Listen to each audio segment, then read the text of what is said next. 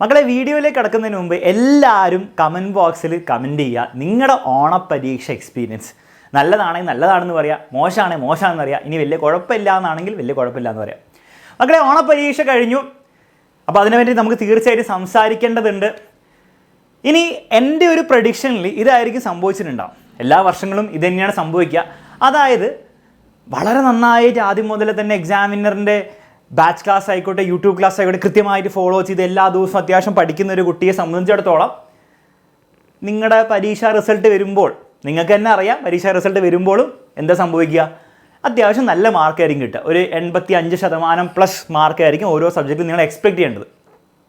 വളരെ റിയലിസ്റ്റിക്, വളരെ സ്വാഭാവികമായിട്ടുള്ള മാർക്കാണ്. നിങ്ങളുടെ എഫേർട്ട് നിങ്ങളുടെ മാർക്ക് കിട്ടും. ചിലവരുണ്ടാവും കുറച്ചൊക്കെ ആദ്യം തട്ടിക്കുട്ടി പഠിച്ചു, എന്നിട്ട് അവസാനം എക്സാമിൻ്റെ സമയത്ത് നമ്മുടെ മാരത്തോൺ ലൈവിലൊക്കെ കൃത്യമായിട്ട് പങ്കെടുത്തു, അതൊക്കെ അടിപൊളിയായിട്ട് ചെയ്തു. ആ കൂട്ടം ആൾക്കാരാണ് നിങ്ങളെങ്കിൽ നിങ്ങൾ എന്ത് ചെയ്യുക? ഒന്ന് കമൻറ്റ് ബോക്സിൽ സർ ഞാൻ ആ കൂട്ടം ആൾക്കാരാണെന്ന് പറയാം. അവരെ ഞാൻ മാരത്തോൺ റണ്ണേഴ്സ് എന്ന് വിളിക്കാം. നിങ്ങൾ മാരത്തോൺ റണ്ണേഴ്സ് ആണെങ്കിൽ കമൻറ്റ് ബോക്സിൽ മാരത്തോൺ റണ്ണേഴ്സ് എന്ന് പറഞ്ഞിടാം. നിങ്ങളെ സംബന്ധിച്ചിടത്തോളം നല്ലൊരു ശതമാനം കുട്ടികൾക്ക് ഒരു ഡീസൻറ്റ് മാർക്ക് എക്സ്പെക്റ്റ് ചെയ്യാം. അതായത് ഒരു 70 to 85% ഇടയിലായിരിക്കും നിങ്ങളുടെ മാർക്ക് വീഴാൻ സാധ്യത. ഒബ്വിയസ്ലി അത് 95% ആ ഫുൾ മാർക്കിൻ്റെ അടുത്തേക്കുള്ള പോകാനുള്ള സാധ്യത വളരെ കുറവാണ്. കാരണം നിങ്ങൾ അവസാനം മാത്രമേ എഫേർട്ട് എടുത്തുള്ളൂ. പക്ഷേ അവസാനം നിങ്ങൾ എഫേർട്ട് എടുത്തതുകൊണ്ട് എഫേർട്ട് എടുത്തില്ലെങ്കിൽ ചിലപ്പോൾ ഒരു 40% കിട്ടുന്നത് നിങ്ങൾക്ക് ചിലപ്പോൾ ഈ പ്രാവശ്യം എന്താണ് ഈ അവസാനം എടുത്ത ആ എഫേർട്ട് കൊണ്ട് നിങ്ങൾക്ക് ഒരു 75% അല്ല 80%-ലേക്കോ നിങ്ങൾക്ക് ചിലപ്പോൾ മാർക്ക് കൂടിയിട്ടുണ്ടാവും. ഇനി മൂന്നാമത് ഒരു കൂട്ടരുണ്ട്, ഒന്നും പഠിക്കാത്തവർ. അവരെ ഞാൻ ഒന്നും പഠിക്കാത്തവർ തന്നെ വിളിക്കാം.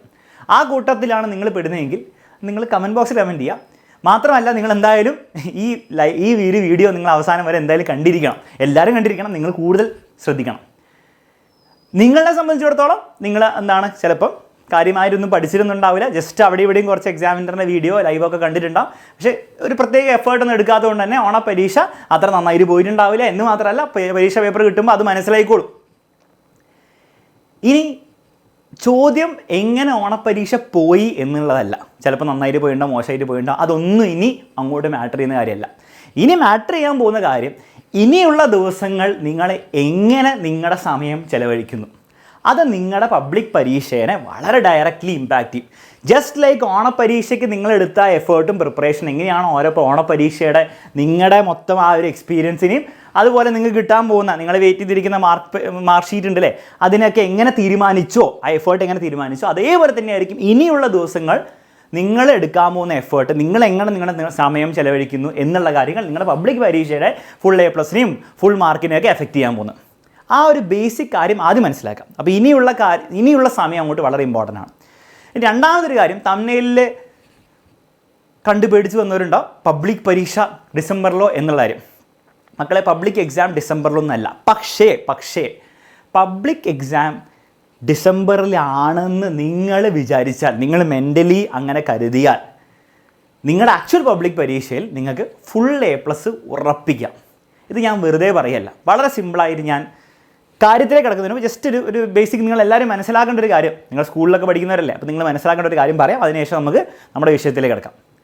അതായത് മക്കൾ ഇത്രയേ ഉള്ളൂ. എന്തിനാണ് ഈ ഗവൺമെൻറ് ഈ പബ്ലിക് എക്സാം എന്ന് പറഞ്ഞ് നടത്തുന്ന ഒരു വർഷം? അതായത് ഈ പബ്ലിക് എക്സാമൊക്കെ നാളെ എടുത്ത് മാറ്റി കഴിഞ്ഞാൽ നിങ്ങൾ കാര്യമായിട്ടൊന്നും പഠിക്കില്ല എന്ന് അവർക്കറിയാം, ടീച്ചേഴ്സിനും അറിയാം, എല്ലാവർക്കും അറിയാം. പബ്ലിക് എക്സാം ഒക്കെ ഉള്ളതുകൊണ്ട് ഒരു സീരിയസ്നെസ് ഒക്കെ വരുന്നതുകൊണ്ട് നിങ്ങൾ എന്ത് ചെയ്യും? അവസാനമാണെങ്കിലും സംഭവം പഠിക്കും. ഫിസിക്സ് ആണെങ്കിലും കെമിസ്ട്രി ആണെങ്കിലും മാത്സ് ആണെങ്കിലും എന്നാണ് നിങ്ങളത് പഠിച്ചോളും എന്നുള്ള ഒരു കാരണം കൊണ്ടാണ് അവർ എല്ലാ വർഷവും ഇങ്ങനെ പരീക്ഷ നടത്തുന്നത്. ഇനി നിങ്ങൾ എന്ത് ചെയ്യണം? ഈ ഒരു ലോജിക്കിനെ, ഈ ഗവൺമെൻറ് ഉണ്ടാക്കി വെച്ച ലോജിക്കിനെ നിങ്ങൾ ഹാക്ക് ചെയ്യണം. എങ്ങനെ ഹാക്ക് ചെയ്യുക? പരീക്ഷ ഉള്ളതുകൊണ്ടാണ് നമ്മളൊക്കെ പഠിക്കുന്നത്. അപ്പോൾ നിങ്ങൾ എന്ത് വിചാരിക്കുക? നിങ്ങളുടെ അടുത്ത വരാൻ പോകുന്ന ഏറ്റവും വലിയ പരീക്ഷ ഏതാണ്? ക്രിസ്മസ് പരീക്ഷ. അതൊരു ക്രിസ്മസ് പരീക്ഷ എന്നുള്ള രീതി കാണാതെ നിങ്ങൾ അതിനെ പബ്ലിക് എക്സാം ആയിട്ട് അങ്ങോട്ട് കാണുക. അതാണ് നിങ്ങളുടെ പബ്ലിക് എക്സാം. ഗവൺമെൻറ് നടത്തുന്ന ഫൈനൽ പബ്ലിക് എക്സാം ആണെന്ന് അങ്ങോട്ട് വിചാരിക്കുക, അങ്ങോട്ട് വിശ്വസിക്കുക, സ്വയം വിശ്വസിപ്പിക്കുക.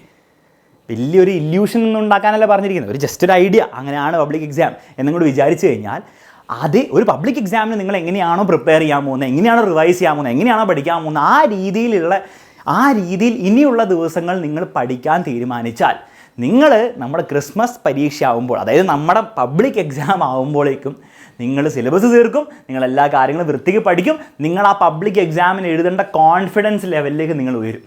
അതിന് സഹായിക്കാനുള്ള എല്ലാ കാര്യങ്ങളും എക്സാമിനർ ഇനിയുള്ള ദിവസങ്ങളിൽ തരുന്നതായിരിക്കും. പക്ഷെ അത് കൃത്യമായിട്ട് നിങ്ങൾ ഉപയോഗിച്ചേ പറ്റുള്ളൂ. അതിന് ഒരു കാര്യം കൂടെ, ഒരു സ്റ്റെപ്പും കൂടെ നിങ്ങൾ ഫോളോ ചെയ്യണം. ഈ പറഞ്ഞ കാര്യങ്ങൾ ഞാൻ പറഞ്ഞ് ചെയ്യണം.